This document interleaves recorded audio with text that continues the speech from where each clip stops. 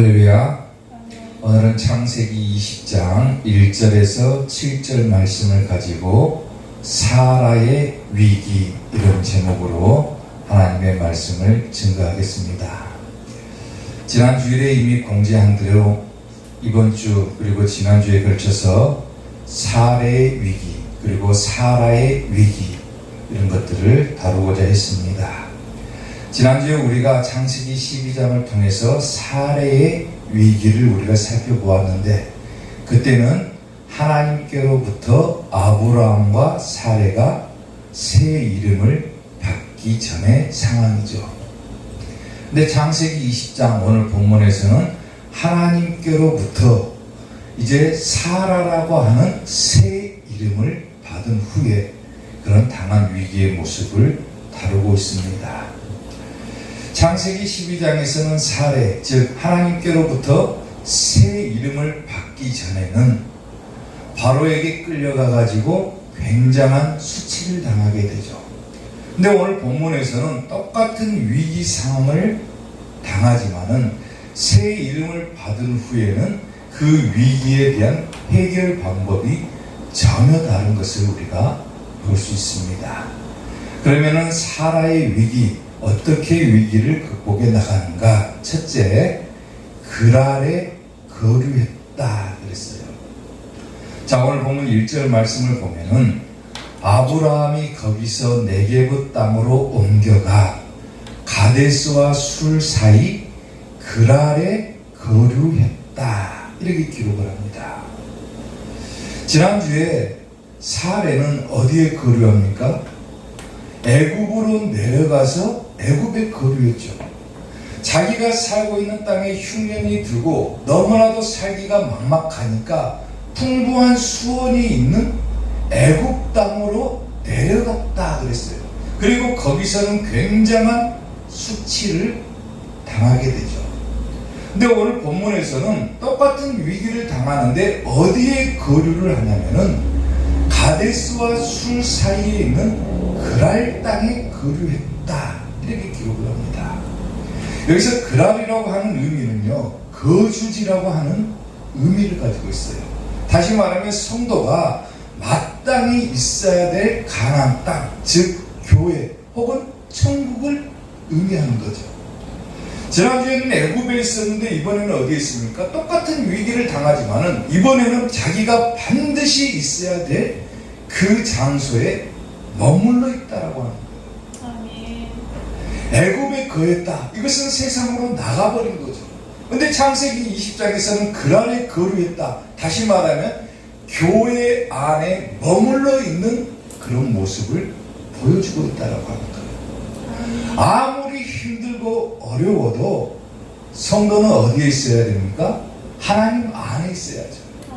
아멘. 하나님 안에 있어야지만이 마귀로부터 수치를 당하지 않고 하나님께로부터 우리가 도움을 얻어낼 수가 있다라고 합니다. 그만큼 지난주부터 얘기를 했지만은 우리가 어디에 있어야 될 것인가, 그 장소가 굉장히 중요하다라고 하는 거죠. 아멘.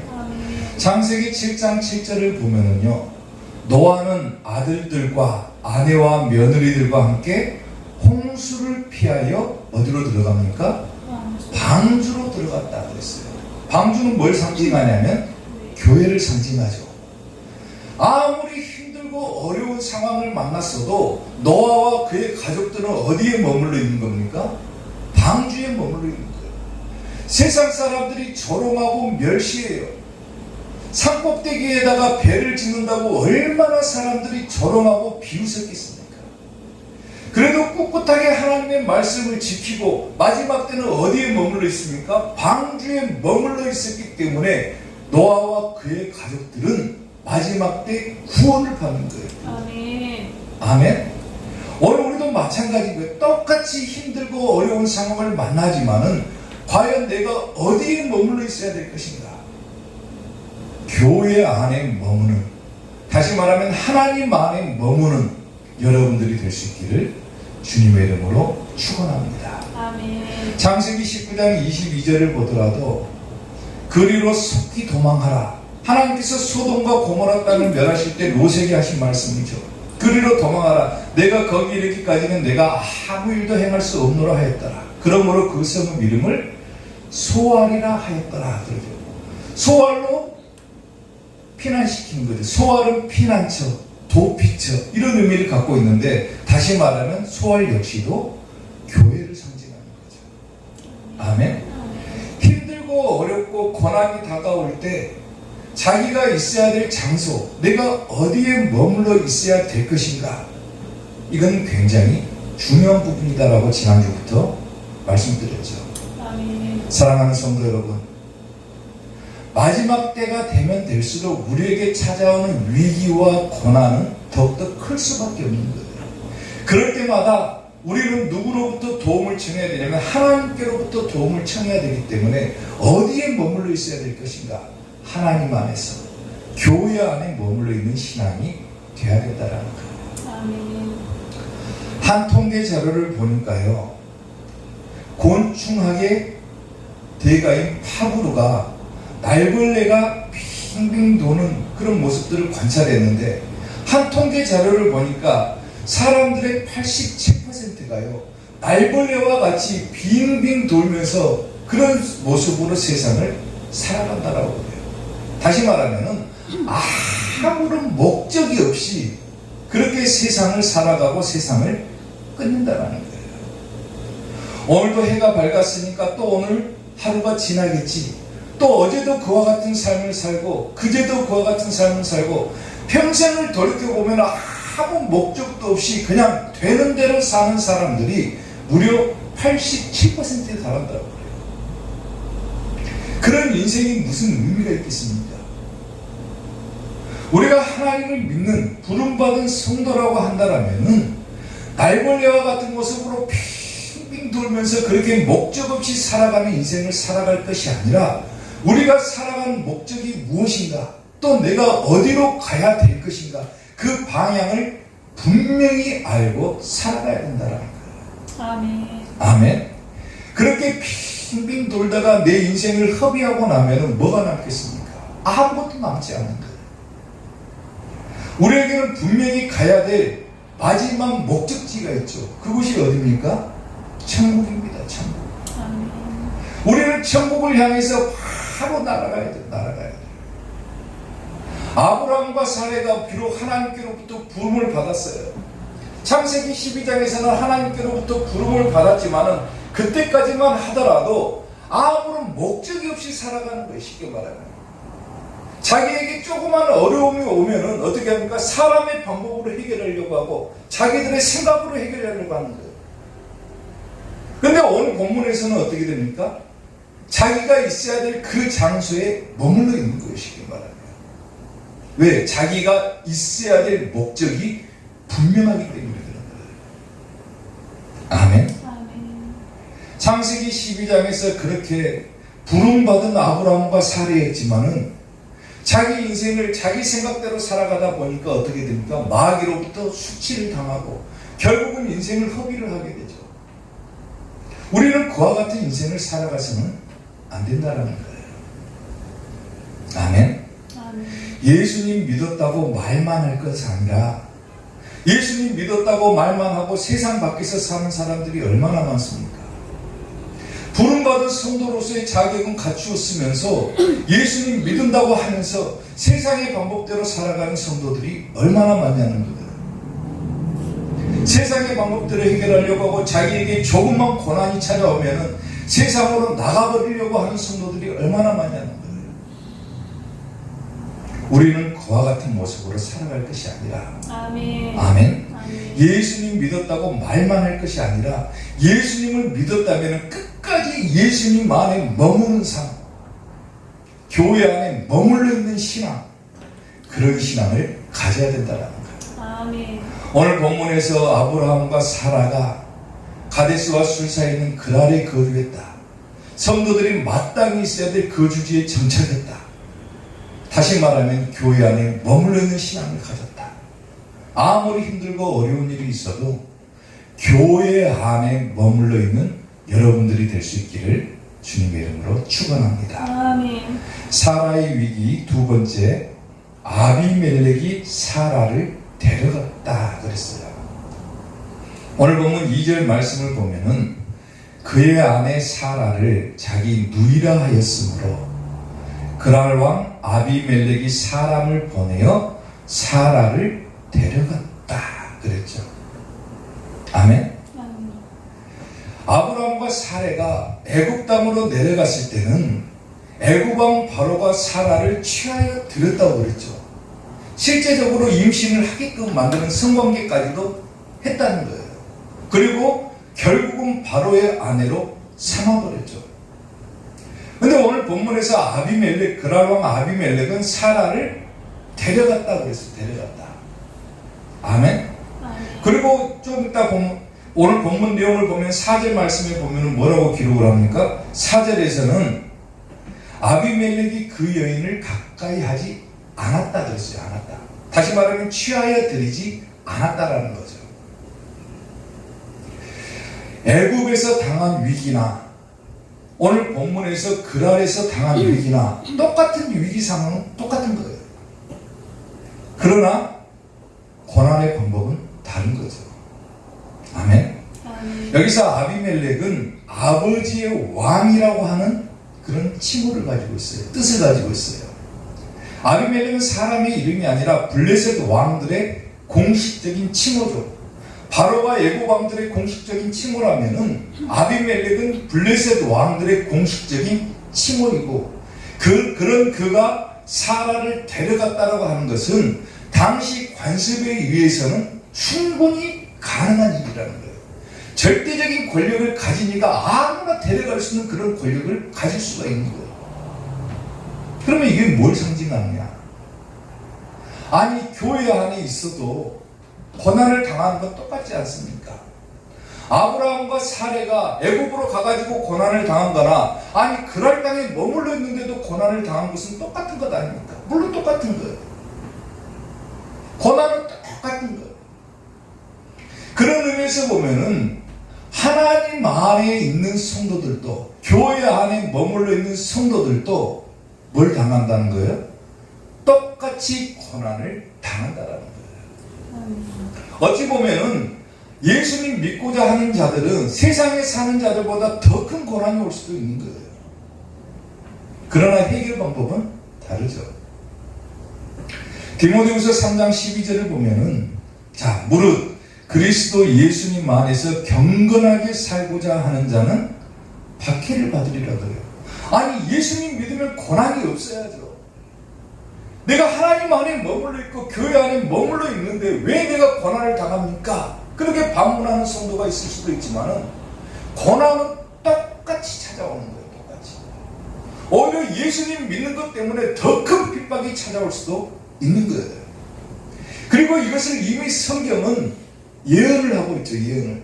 마지막 대환란 때가 되면은 예수님 믿는 성도들은 더 큰 고난을 당하게 될 것이다 라고 얘기를 하죠.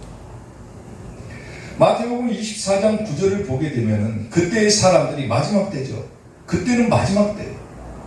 그때의 사람들이 너희를 환란에 넘겨주겠고 너희를 죽이기까지 한다고 그랬어요. 죽이기까지. 너희가 내 이름 때문에 예수님의 이름 때문에 모든 민족에게 미움을 받을 것이다. 이미 예언이 되어 있어요. 아멘. 그리고 요한계시록 11장 7절부터 보면은요. 그들이 그 증언을 마칠 때에 두 증인이 증언을 마친 후에 무저갱으로부터 올라오는 짐승이 그들과 더불어 전쟁을 일으켜 그들을 죽이고 그들을 이기고 그들을 죽인다고 그랬죠. 하나님의 말씀을 대언하는 선지자들도 비롯해서 하나님을 믿는 성도들까지도 마지막 때가 되면은 저런 참혹한 현상이 일어나게 될 것이다라고 성경은 이미 예언을 하고 있죠. 8절 보면 그들의 시체가 큰 성길에 있으리니 그 성은 영적으로 하면 소돔이라고도 하고 애굽이라고도 하니 곧 그들의 주께서 십자가에 못 박히신 곳이라. 그 다음 백성들과 족속과 방언과 나라 중에서 사람들이 그 시체를 사흘 밤 동안 보며 무덤에 장사하지 못하게 하리로다 그래요. 심지어는 장사도 못 지내는 거예요. 장사도. 이 두 선지자가 땅에 사는 자들을 괴롭게 한 거로 그랬어요. 왜 선지자가 땅에 사는 자들을 괴롭게 합니까?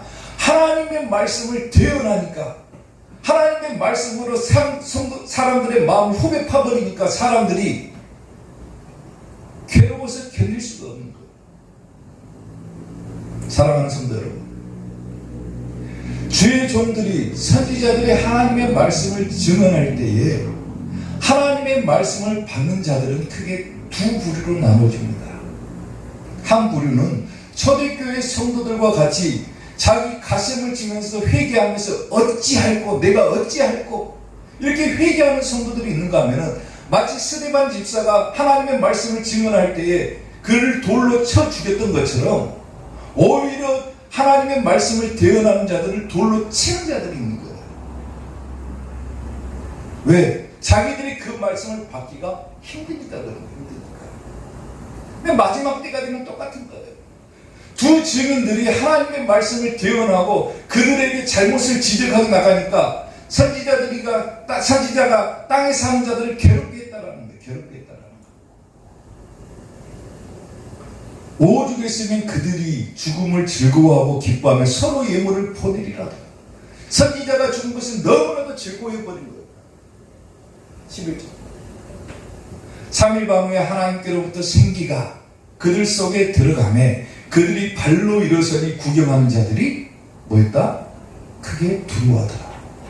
비록 고난을 당하고 죽임을 당하고 환난을 당해가지고 사람들로부터 멸시를 당하고 죽임을 당했지만은 하나님은 어떤 방법으로 해결합니까? 하나님의 생기를 그들에게 넣어주셔가지고 어떻게 합니까? 그들을 다시 이렇게 세워주시는 거예요. 아멘. 하늘로부터 큰 음성이 있어 이리로 올라오라 함을 그들이 듣고 구름을 타고 하늘로 올라가니 그들의 원수들도 구경하더라. 저게 무슨 모습입니까? 부활하고 하나님의 영광을 드리는 모습이죠. 그때 큰 지진이 나서 성 10분의 1이 무너지고 지진에 죽은 사람이 7천이라. 그 남은 자들이 두려워하며 영광을 하늘의 하나님께 돌리더라. 아멘. 끝까지 우리가 예수님 믿고 하나님 안에 머물러 있고 하나님의 말씀을 죽을 때까지 지키고자 하는 자들에게도 저 죽임과 같은 고통이 찾아온다라는 거예요. 찾아온다. 아멘. 하나님을 끝까지 믿고 가데스와 술 사이에 있는 그랄 땅에 머물러 있는 마땅히 있어야 될 장소에 머물러 있는 사라에게도 똑같은 위기가 찾아온다 그 말이에요. 찾아온다. 그러나 결론부터 얘기하면 어떻습니까? 하나님께서 해결해 주신다라는 거예요. 아멘. 아멘. 그러니까 죽을 때까지 우리는 예수님 안에 붙어 있어야 돼요. 끝까지 하나님을 믿어야 되고 자기가 마땅히 있어야 될 장소에 머물러 있는 것이 그만큼 중요하다는 거예요. 중요하다. 아멘. 아멘. 근본주의라고 하는 용어를 들어보셨습니까? 근본주의라고 하는 말은요, 1878년에서 1897년까지 있었던 나이아가라 성경 컨퍼런스에서 최초로 등장한 단어입니다. 단어.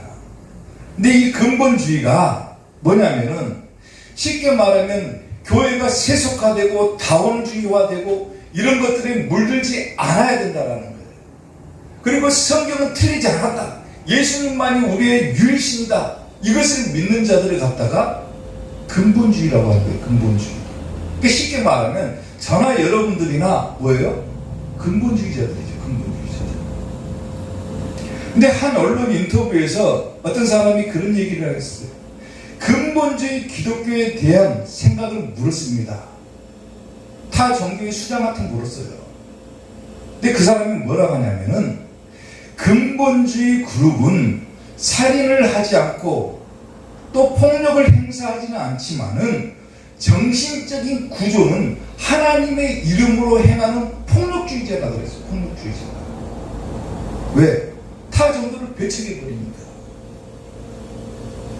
아멘. 우리 그리스도인들은요, 타 종교에 대해서 배타적일 수밖에 없는 거예요. 다른 종교들이 기독교를 볼 때 뭐라고 합니까? 왜 기독교는 세상의 종교하고 화합하지 못합니까? 그래요. 근데 화합해서는 안 되는 거예요. 왜? 우리가 믿는 하나님은 어떤 하나님입니까? 유일하신 하나님이기 때문에 그런 거예요. 어떻게 하나님 외에 다른 신들을 섬기는 자들과 하나가 될 수가 있어요? 그런 근본주의적인 생각을 가지고 있기 때문에 다른 사람들이 우리를 볼 때는 뭐라고 합니까? 하나님의 이름으로 행하는 폭력주의자가 되어버린 거예요. 얼마나 잘못된 사상입니까? 그러니까 기독교가 핍박을 당할 수밖에 없는 거예요. 끝까지 예수님 이름을 지키고자 하는 자들, 끝까지 하나님을 믿고자 하는 자들은 아무리 교회 안에 머물러 있다 할지라도 마귀로부터 핍박을 피할 수가 없는 거예요. 마치 아브라함과 사라가 그랄 땅에서 교회 안에 머물러 있음에도 불구하고 핍박을 당하는 것과 같은 그런 핍박이 우리에게도 찾아온다라는 거예요. 아멘. 그러나 우리는 뭐가 있다 했습니까? 하나님께서 우리를 도우시고 하나님께서 우리에게 해결책을 제시해주는 그런 놀라운 은혜를 입을 수가 있다는 거예요. 아멘. 그런 은혜를 우리가 입고 살아가야 된다는 거예요. 아멘. 그러면 우리가 어떤 은혜를 입는가? 자, 사라의 위기 마지막 세 번째, 하나님께서 막으신다 그랬어요. 오늘 보면 6절 말씀을 보면요, 하나님이 꿈에 또 그에게 이르시되 내가 온전한 마음으로 이렇게 한 줄을 나도 알았으므로. 자, 그 다음 뭐라고 합니까? 너를 뭐 했다? 막았다 그랬어요. 막았다. 아멘.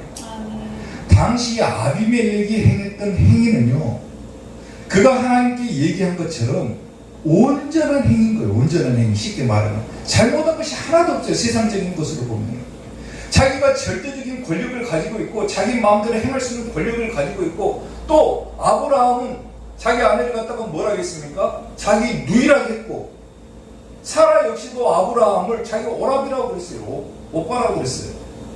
그 정당한 방법으로 사라를 데려가고 사라와 혼인하고자 했던 거예요. 온전한 마음으로 한 거예요. 쉽게 말하면 도덕적인 양심에 비추어 보아서도 흠잡을 데가 없어요. 근데 결과적으로 보면은 하나님의 섭리에 커다란 누를 끼쳤다라는 거예요. 그래서 아비멜렉이 하나님께 항의를 하는 거죠. 항의를. 나는 온전한 마음으로 이렇게 했는데 온전한 마음으로 이렇게 한 의로운 백성도 하나님은 죽이십니까? 그러니까 하나님이 대답하시는 거예요. 네가 온전한 마음으로 이렇게 한 줄을 알았으므로 너를 막았다고 그러는 거예요. 막았다고. 하지 못하게 했다. 이게 왜 중요한 줄 아세요? 우리가 지난주에 보았던 사례의 위기편을 보면은요, 사례가 바로왕으로부터 위기를 당하죠. 취하여 들였다 그랬어요. 강제적으로 취했다. 그리고 아내를 삼았다 그랬죠. 근데 창세기 11장에서 우리가 지난주에 보다시피 하나님께서 과연 그때 개입하신 흔적이 있냐 없냐예요. 아무리 위기를 당하고 그렇게 심한 고통을 당하고 핍박을 당하는데도 창세기 12장에서는 하나님은 절대로 그들에게 도움을 주지 않았다라는 거예요. 왜? 세상 밖으로 나가버렸기 때문에 그런 거예요. 애국 땅으로 내려가 버렸기 때문에 하나님은 개입하신 흔적이 없는 거예요. 근데 오늘 본문에서는 그랄 땅에 거류했다. 성도가 마땅히 있어야 될 곳에 거류하고 있었다. 그런데 위기를 당했어요. 그때 하나님은 어떻게 합니까? 너를 막았다 그러죠. 하나님께서 개입하셨다 그 말이죠. 개입하셨다. 아멘. 아멘. 하나님께서 창세기 12장에서는 막아주신 일이 없죠. 바로왕이 아무리 범죄를 저질렀어도 하나님께서 바로왕을 못하게 막으셨다는 흔적이 없죠. 근데 오늘 창세기 20장에서 사라가 위기를 당했을 때는 아직까지 아비멜렉이 사라를 가까이 하지 않았을 때예요. 취하여 들이지 않았을 때예요. 아직 미완료 상태일 때 하나님께서는 그에게 도움을 베푸시고 너를 막았다고 그러죠. 막았다고. 이게 중요한 거예요. 창세기 12장하고 20장에서 당한 위기는 똑같죠. 상황도 어찌 보면 비슷하잖아요. 그런데 창세기 12장에서 하나님은 개입하지 않으셨고 창세기 20장에서는 하나님께서 아직 범죄하기 직전에 하나님께서 너를 막아서 범죄하지 않겠다 이렇게 개입하셨다라는 거죠. 그러니까 우리가 어디에 머물러 있어야 될 것인가? 내가 아무리 힘들다고 어렵다고 나가버렸다. 세상 밖으로 나가버렸다. 하나님 품을 떠나버렸다. 하나님의 도움 기대해서는 안 된다는 거예요. 그러나 내가 끝까지 힘들고 어려워도 참고 인내하고 하나님 안에 머물러 있고 교회 안에 머물러 있다. 그리고 내가 당하는 고난이 있다. 그때 하나님은 우리에게 개입해 주신다라는 거예요. 아멘. 아멘. 성경을 제대로 봐야 됩니다. 제대로. 오늘날 이 시대에 비극이 있다라면요, 가장 큰 비극은 뭐냐면은 성경을 제대로 볼 줄 모른다는 거예요. 모른다는 거예요. 기껏해야 창세기 12장 20장 설교하면서 어떤 설교를 해버리냐면 윤리적인 설교로 변질시켜버립니다. 그리고 뭐라고 하냐면은 사람들을 향해서 설교를 하면서 뭐라고 하면 설교자들이 거짓말하니까 위기를 당한다 이렇게 얘기를 해버려요. 거짓말해서 위기 당했지 않느냐. 그러니까 거짓말하지 말아라. 그런 윤리적인 설교로 변질시켜버리는 거예요. 그러니까 예수님 이야기가 한마디도 안 나와요. 하나님 이야기가 없는 거예요. 제가 실제로 어떤 목사님하고 설교에 대해서 대화를 나누는데 그런 얘기를 하더라고요. 자기는 성경을 해석하고 설교를 할 때 성경 원어를 보지 않는다고 해요. 왜 성경 원어를 안 봅니까? 성경 원어를 봐야 성경에 대한 제대로 된 뜻을 발견할 수가 있는데 왜 성경 원어를 보지 않습니까? 그러니까 뭐라고 하냐면은 남이 한 설교가 자기보다 훨씬 낫으니까 자기는 굳이 성경 원어를 보지 않고 남이 그냥 해석한 걸로 그대로 갖다가 설교한다고 그래요. 편하게. 그러니까 그 사람이 어떤 설교를 했든지 간에 그냥 그대로 다 수용해버리고 그대로 설교해버리고, 그러니까 기껏해야 설교해봤자 뭐라고 합니까? 아브라함과 사라가 거짓말하니까 하나님께서 그들에게 위기를 줬다. 그러니까 사랑하는 성도 여러분, 거짓말하지 마세요. 그래버려요. 성경이 말하고자 하는 본문의 의도를 전혀 드러내지는 못하는 거예요. 창세기 12장하고 20장을 비교해 보면은 우리가 머물러 있어야 될 장소가 얼마나 중요한지에 대해서 말씀하고 있고, 과연 우리가 어디에 있을 때 하나님께서 우리에게 개입해 주시고 우리에게 도움을 주시는지를 깨달을 수가 있고 하나님의 은혜를 맛볼 수가 있는데, 그것을 다 배제시켜버리고 거짓말하니까 위기를 당한 것이다. 거짓말하지 마세요. 이렇게 돼버리는 거예요. 성경에 대한 해석이 전혀 없어요. 마지막 때가 되면 될수록 누가 뭐라 하더라도 가장 중요한 것은 뭐냐면은 성경을 올바르게 해석하고 그 올바르게 해석한 성경을 성도들에게 들려주는 것이 설교자가 할 일이고, 성도들은 올바른 성경 해석을 통한 성경을 이해를 하고 하나님의 뜻을 깨달아가고 자기의 믿음을 지키는 것이 중요한 거예요. 기껏해야 윤리적인 설교 들어가지고는 변화가 없는 거예요. 변화가. 아멘. 그러면 올바른 성경 해석이 뭡니까? 누가복음 24장 27절에서는요. 자 보세요. 이에 모세와 모든 선지자의 글로 시작하여 모든 성경에 쓴 바 자기의 관한 것. 지금 누가 하시는 얘기예요? 예수님께서 하시는 얘기죠. 모세의 글은 뭡니까?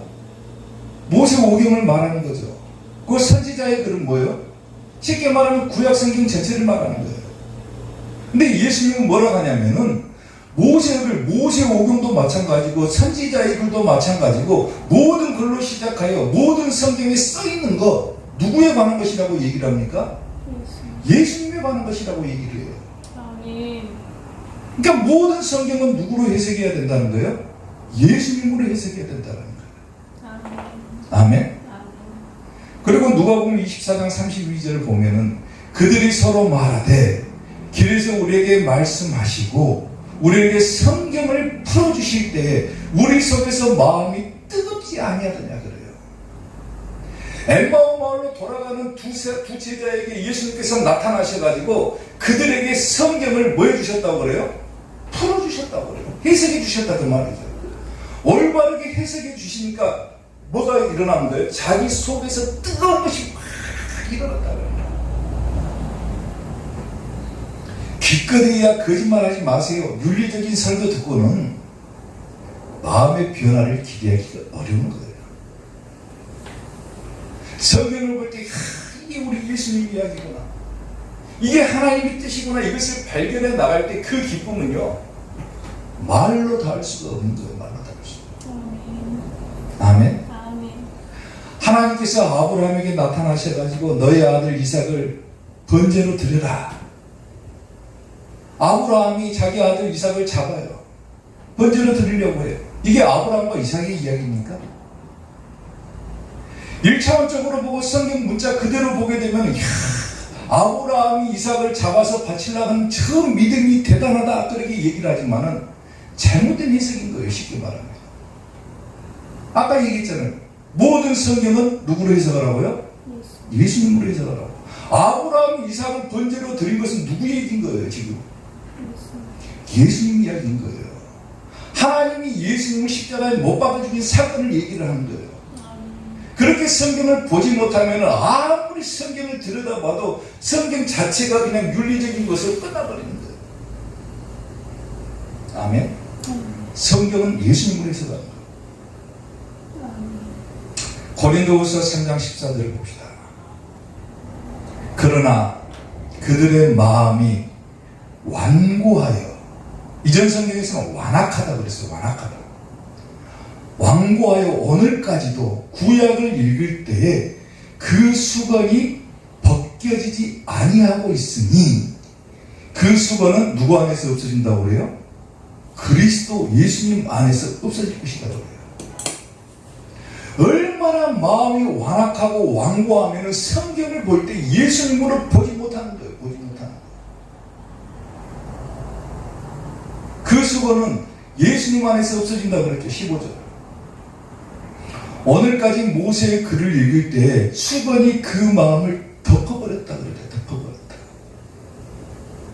그러니까 우리가 창세기를 지금 보고 있잖아요. 창세기, 출애굽기, 레위기, 신명기를 읽을 때에 뭘로 봐버리는 거예요? 그냥 수건을 그냥 덮어놓고 있는 것 같은 거예요. 덮고.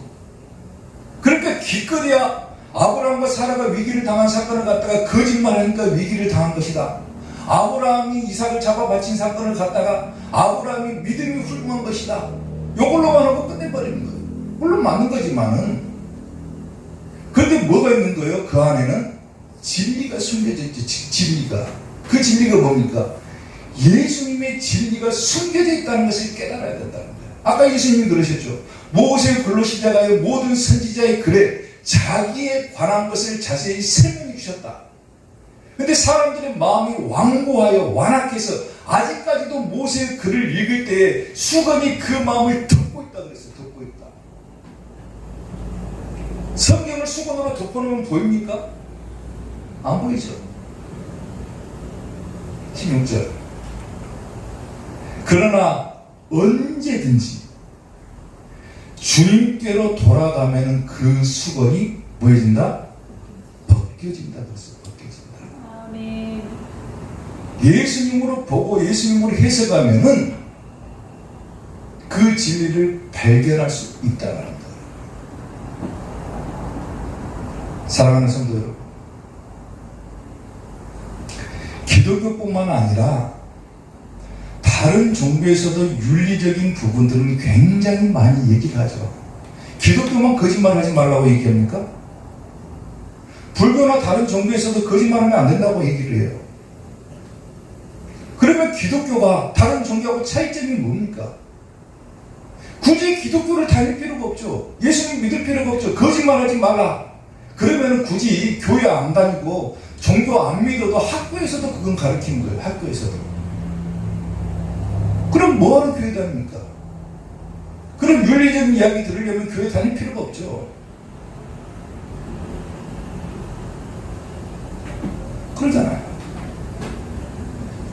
근데 우리는 그런 윤리적인 것을, 1차원적인 것을 넘어서 성경이 우리에게 말씀하고자 하는 그 진리를 발견해 나가는 것, 그리고 그 진리를 발견하고 내 믿음을 굳건하게 지켜나갈 때 우리는 마지막 때 승리할 수가 있는 거예요. 아멘. 절대 윤리적인 설교 들어서는 자기 믿음을 지키지 못하는 거예요. 그러니까 교회 다녀도 10년, 20년, 30년 평생 다녀도 예수님의 진리를 발견하지 못하고 그냥 뱅뱅 떠돌다가 조금만 어려움이 오면 세상 밖으로 나가버린다. 그런 사람들 얼마나 많아요. 그런데 그 진리를 발견하면 어떻습니까? 자기의 모든 소유를 다 팔아서라도 그 소유를 지키고자 하는 거예요. 절대로 그 진리를 떠날 수가 없는 거예요. 아멘. 아멘. 아멘. 마지막 때까지도 우리는 끝까지 이 진리를 붙들어야 되는데 그 진리가 뭡니까? 오직 예수님밖에 없다라는 거예요. 아멘. 철통같이 우리를 보호합니다. 누가복음 21장 18절에서 우리의 머리털 하나도 상하지 않게 하신다고 그랬어요. 아멘. 아멘. 교회 안에 머물러 있는 성도, 자기가 마땅히 있어야 될 장소에 있는 성도, 끝까지 하나님을 믿는 성도는 머리털 하나도 상하지 않게 하신다. 오늘 아브라함과 사라의 위기를 보면서 하나님께서 그랄 땅에 머무르고 있는 자기가 마땅히 있어야 될 그곳에 있는 성도들에게는 범죄하지 못하게 막아주신다. 아멘. 머리털 하나도 상하지 않게 해주신다. 아멘. 이런 하나님의 철통같은 보호하심이 임하는 거예요. 임하는 거예요. 아멘. 아멘. 아멘. 사랑하는 성도 여러분, 하나님의 말씀을 잘 깨달으시고 지난주의 말씀과 이번 주의 말씀을 잘 비교해 보시고 내가 과연 어디에 머물러 있어야 될 것이냐, 내가 누구를 섬겨야 될 것이냐, 그리고 자기가 가야 될 최종적인 목적지가 어디 있냐 분명히 깨달으시고 끝까지 하나님 안에 머물러 있는 성도, 교회 안에 머물러 있는 신앙, 끝까지 예수님의 진리를 지키는 신앙, 이러한 신앙들을 통해서 마지막 때 천국 가는 우리 이사교의 성도들 될 수 있기를 주님의 이름으로 축원합니다. 아멘. 기도하겠습니다.